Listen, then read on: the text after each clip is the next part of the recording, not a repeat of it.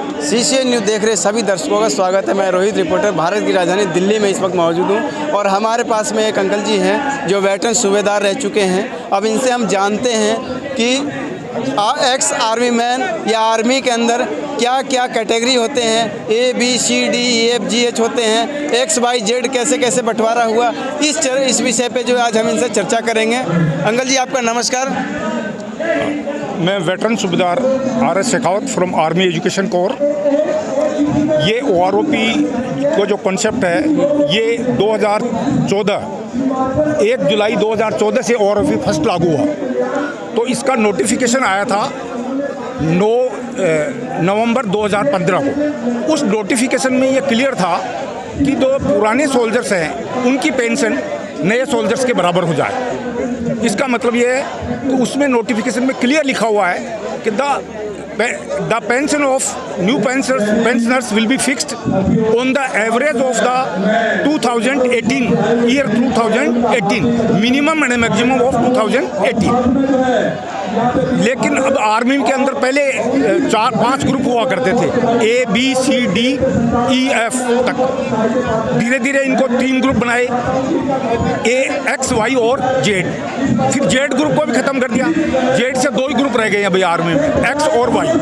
X group एक ऐसा group है जिसके अंदर लोगों की स्पेशल क्वालिफिकेशन होती है, जैसे या तो डिप्लोमा होते हैं वो, या फिर जैसे आर्मी एजुकेशन कोर या एयरफोर्स के अंदर एजुकेशन विंग होता है, उसमें भी एजुकेशन सार्जेंट्स होते हैं।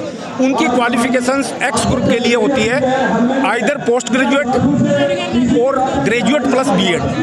इन पोस्ट ग्रेजुएट में कौन कौन सी चीज़ें शामिल है, जैसे MCA, MSc है, MA, ये क्वालिफिकेशन शामिल है।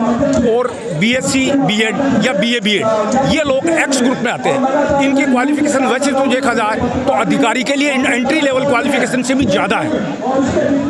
क्यों ज़्यादा है? क्योंकि एंट्री जो फीडर कमीशन 2 है, एक तो है NDA कमीशन। NDA के अंदर मिनिमम क्वालिफिकेशन है 10+2। ये बात ज़रूर है कि उनको बाद में ये डिग्री दे दी जाती है, JNU से डिग्री मिल जाती है, डिग्री ग्रेजुएट वो भी होते हैं, लेकिन ये ग्रेजुएट है। अब क्या है कि OROP 2 नोटिफिकेशन है, दोनों नोटिफिकेशन में ये क्लियर कर दिया गया था कि जो पुराने पेंशनर्स की पेंशन है वो नए पेंशनर जो 5 साल बाद रिटायर हो रहे हैं और उनमें एक बेस ईयर लिया जाता है। जैसे फर्स्ट OROP में बेस ईयर लिया था 2013, तो 2013 के अंदर जो average pension drawn by particular rank with particular length of service, उसका एवरेज उसके बराबर उनकी कर दी जाएगी। तो फर्स्ट OROP में 2013 लिया गया था और सेकंड OROP में 2018। तो इस बार इन्होंने ये एनोमलीज या विसंगतियों की बहुत ही एक बड़ी विसंगति कर दी इन्होंने। वो इस विसंगति क्या की कि X ग्रुप की 2 टेबल बना दी, टेबल 7 और टेबल 8। क्योंकि इन्होंने X ग्रुप जो लागू की वो एक X ग्रुप पे लागू नई X ग्रुप पे बढ़ा दी। वो कब से बढ़ाई? 1 जनवरी 2016 से वो 6200 ये कर दिया X ग्रुप पे।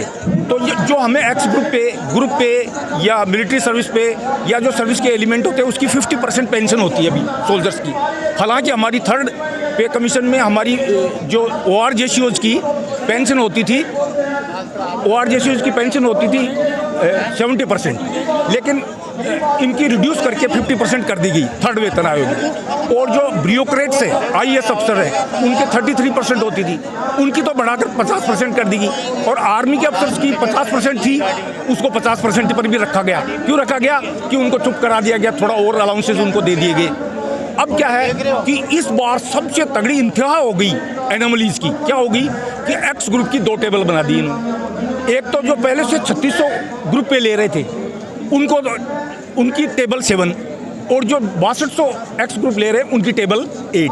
जबकि जो 6200 वाले जो ले रहे हैं उनके बराबर सेम क्वालिफिकेशन उन वेटरन्स की भी है जो पहले रिटायर हुए हैं, 2016 से पहले रिटायर हो गए। उनकी ग्रुप भी वो सेम है, उनका रैंक भी सेम है और उनकी क्वालिफिकेशन भी सेम है। फॉर एग्जांपल एयरफोर्स के लिए एक AICTE अप्रूव डिप्लोमा की ज़रूरत पड़ती है, तो AICTE डिप्लोमा होल्डर पहले वाले भी थे, अब वाले भी हैं।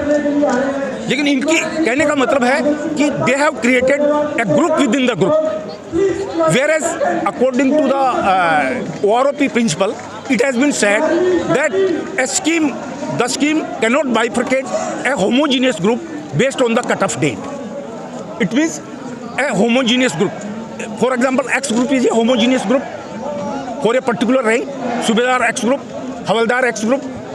So they have bifurcated a homogeneous group into two parts.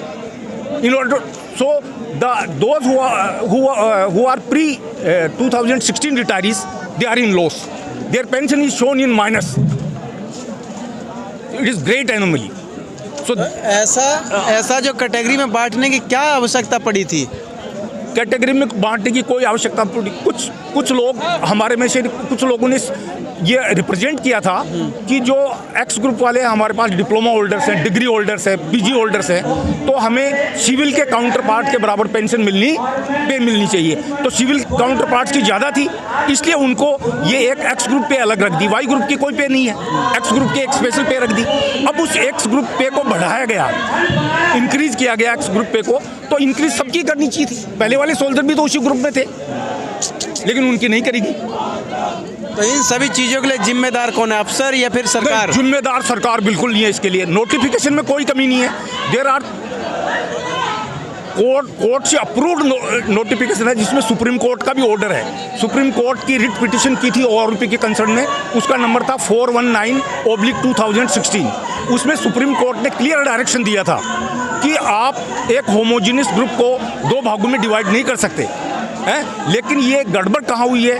Junior functionary level पर गड़बड़ हुई है।